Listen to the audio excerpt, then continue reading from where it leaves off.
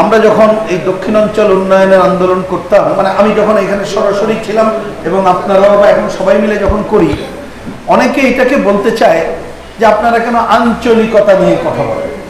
আমরা কিন্তু পরিষ্কার বলেছি যে না, এটা আঞ্চলিকতা না, এইটা আমাদের সাংবিধানিক অধিকার।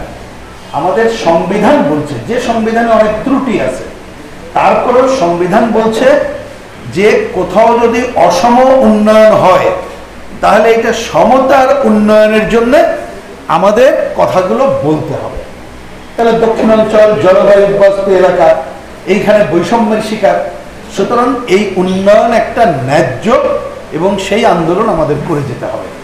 আমরা দুইটা জিনিস দৃষ্টি আকর্ষণ করেছি অনেকগুলোর মধ্যে, ওই মিটিংয়ের আমি রেফার করছি, যেটা আমরা সিদ্ধান্ত নিয়েছি আমাদের পার্টি এই কাজগুলো করবে।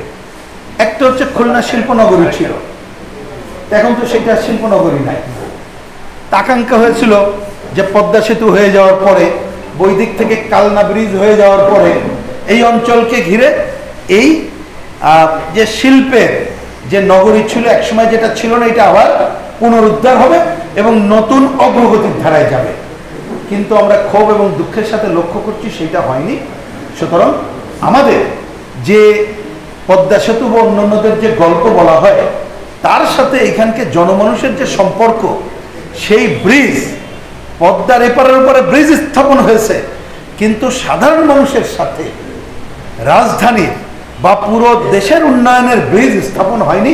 এই ব্রিজ স্থাপনের কাজটা আমরা কমিউনিস্ট পার্টি করবো এবং করতে হবে, এটি আমাদের একটি প্রধান কথা।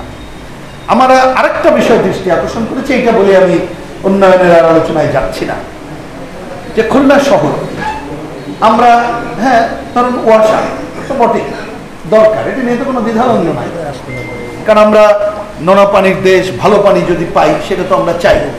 কিন্তু আমরা অনেক আগেই কিন্তু বলেছিলাম যে এই ধরনের অনেক আপনি বড় বড় স্থাপনা করছেন, সেই স্থাপনা যদি এর খরচ ঠিকঠাক মতো না করা হয়, হয়তো খরচ হয়, বাড়ানো হয়, অপ্রয়োজনীয় অবকাঠামো করা হয়, সেটা কিন্তু সাধারণ মানুষের ঘাড়ে চাপবে।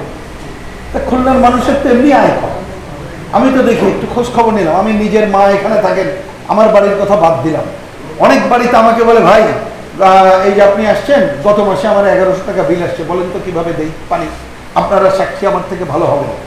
তা কিছু তো উত্তর নাই, কারণ একটা মেশিন কল ফিট করে দিছে, কম্পিউটারাইজ, শব্দের মধ্যে আপনি আর কিছু যেন বলতে পারবেন না। সেটাও মানুষ রাজি ছিল, কথা তো ছিল, আমরা যেটা বুঝি ওয়াসা নিয়ে আমরা যে কাজটা করি, মিঠা পানি হবে, খাবারের পানি হবে। কিন্তু আমি প্রসঙ্গক্রমে বলি, আমি গত ঈদে ছিলাম, একটা অনুরোধ করেছিলাম, আজকেও সেটা করি, আপনার সাংবাদিক বন্ধুদের, আপনারা একটু খুঁজে বের করেন তো ভাই, ঈদের সময় যে বিভিন্ন অঞ্চলের মানুষ খুলনা শহরে আসে, কত কোটি টাকার পানি কিনে খায়।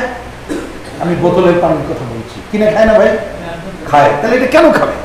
তাহলে ওয়াসা কেন হলো? কেন খুলনার মানুষ এত বিল দিচ্ছে? তাহলে আমি একটাই খালি মডেল বললাম যে হতে আপত্তি নাই, কিন্তু সেইটা যাতে মানুষের স্বার্থে হয়, যার জন্য আমরা মনে করি এইটাকে আমাদের যেমন আন্দোলন গড়ে তুলতে হবে, সব মানুষকে স্বচ্ছতা জবাবদিহিতার জন্য কথাবার্তাগুলো বলতে হবে।